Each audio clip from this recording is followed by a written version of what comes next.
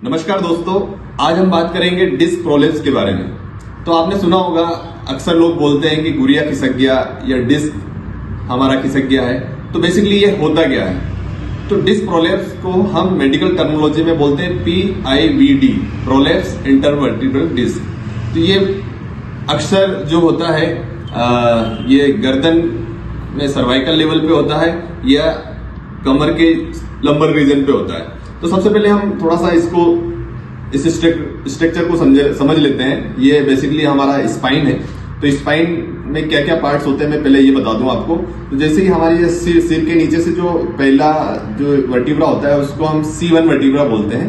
C1 से लेके तो ये लास्ट जो हमारी टेल बोन होती है इसको हम कॉक्सिक्स बोलते हैं। ये हमारा पूरा जो है ना ये सर्वाइकल स्पाइन कहलाता है।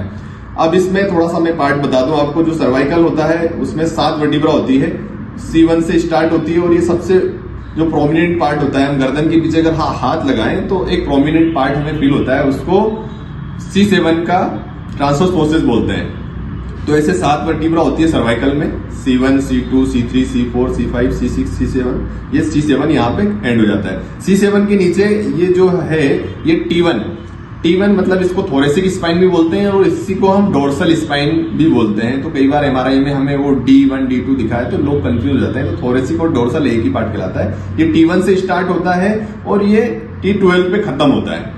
ऐसा ही T12 के नीचे L1 आता है। L1 जिसको हम लंबर स्पाइन बोलते हैं, L1, L2, L3, L4, L5। ये इसमें 5 वर्टिब्रा होती है। ये L5 पे यहाँ पे खत्म हो जाता है। तो जो लंबर स्पाइन होती है उसमें 5 वर्टिब्रा होती है। उसके नीचे जो होता है वो सेक्रम स्टार्ट हो जाता है। सेक्रम बेसिकली फ्यूज वर्टिब्रा है। ये भी 5 छोटी छोटी वर्टिब्रा से मिलकर बना रहता है, लेकिन एक एज के बाद ये फ्यूज हो जाता है। उसके जस्ट नीचे हम इसको बोलते हैं टेल बोन, जिसको कॉक्सिक्स बोलते हैं। तो ये पूरा हमारा स्पाइन है। अब स्पाइन में हम देखेंगे डिस्क प्रोलेप्स। तो डिस्क प्रोलेप्स कहाँ होता है? सबसे ज्यादा हमें देखने को मिलता है डिस्क प्रोलेप्स वो सर्वाइकल रीजन पे, सर्वाइकल पे भी स्पेशली C5, C6, C7 ये जो वर्टिब्रा है यहाँ पे जो डिस्क होता है। अब डिस्क क्या होता है थोड़ा उसको भी समझा देते हैं। 2 वर्टिब्रा के बीच में एक जेली लाइक स्ट्रक्चर होता है जिसको डिस्क बोलते हैं।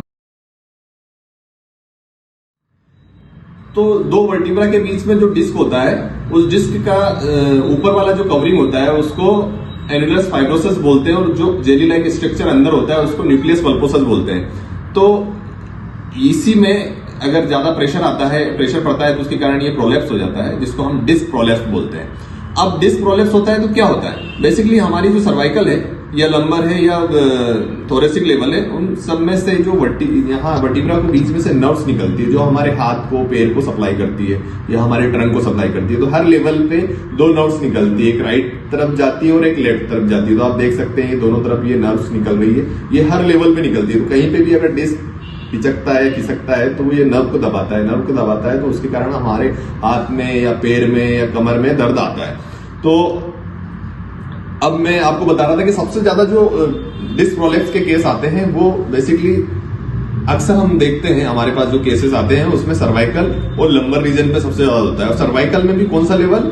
C5, C6, C7। इसका कारण ये है कि जो गर्दन है, हमारी गर्दन का जो लोड आता है वो सबसे ज्यादा इस इनवर्टिब्रास पे आता है और सबसे ज्यादा मूवमेंट भी इनवर्टिब्रा की, जब हम हेड का मूवमेंट करते हैं तो इन्हीं वर्टिब्रा की मूवमेंट होती है। उसके कारण यहाँ पे जो डिस्क होती है उस डिस्क पे प्रेशर ज्यादा होता है। और आजकल जो हमारी जीवन शैली है जिसमें हम मोबाइल वगैरह का यूज ज्यादा करते हैं और गर्दन को झुका के रखते हैं, तो इस पे कंटिन्यूस यहाँ की मसल्स पे स्ट्रेस पड़ता रहता है। उसके कारण स्ट्रेस के कारण धीरे धीरे जो लोड आता है वो वर्टिब्रा के साथ साथ जो डिस्क का जो लिगामेंट है उस पर आता है। उसके कारण वो डिस्क प्रोलेप्स हो जाती है और प्रोलेप्स हो जाती है तो सर्वाइकल में कंप्रेशन आ जाता है। अब जब ये कंप्रेशन होता है सर्वाइकल पे तो इसके जो सिम्टम्स होते हैं, बेसिकली इसका जो दर्द होता है ये गर्दन में तो होता ही है। गर्दन से होता हुआ ये पीछे ऐसा पूरे हाथ में कई बार झुनझुनी, टिंगलिंग, नमनेस मिलने लगती है, हाथ सुनपन होने लगता है, हाथ में कमजोरी होने लगती है। तो ये दर्द जो आता है वो गर्दन से लेके कंधे से, और कंधे के साथ साथ ये जो ब्लेड होती है अपनी शोल्डर ब्लेड बोलते हैं इसको, पीछे की जो बोन होती है उसके साइड में नीचे तक जाएगा और ये हाथ में पूरा नीचे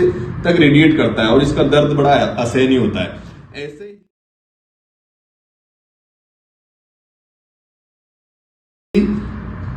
लंबर रीजन पे जो डिस्क प्रोलेप्स होता है वो सबसे ज्यादा देखने को मिलता है L4, L5, L5S1।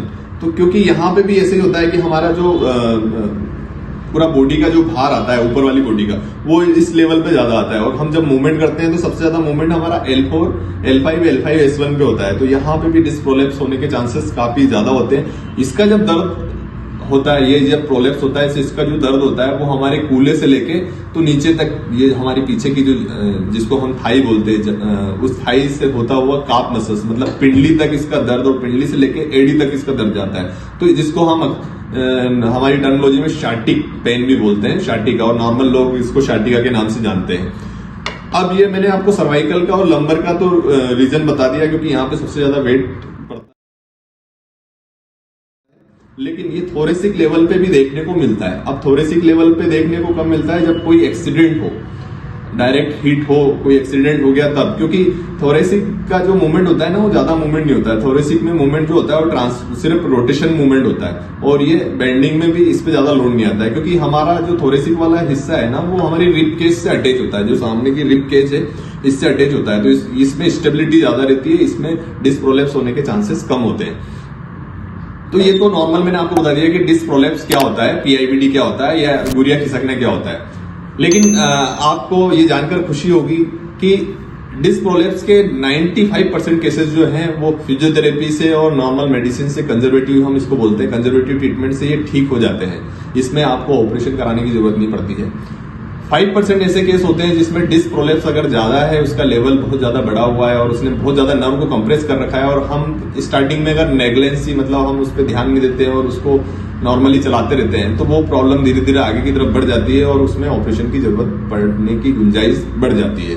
तो अगर आपको डिस्क प्रोलैप्स हुआ है, पीआईबीडी हुआ है, तो आप घबराइए मत। आप प्रॉपर परामर्श लीजिए अपने नियरेस्ट फिजियोथेरेपिस्ट के पास जाकर, और उचित उसका ट्रीटमेंट कराइए। आपकी जो प्रॉब्लम है वो 100% सॉल्व हो जाएगी। पूरा वीडियो देखने के लिए धन्यवाद। आगे भी हम ऐसे ही वीडियो आपके लिए बनाते रहेंगे। हमारे साथ जुड़े रहिए, हमारे चैनल को सब्सक्राइब करिए और हमारे वीडियो को लाइक करिए। Thank you.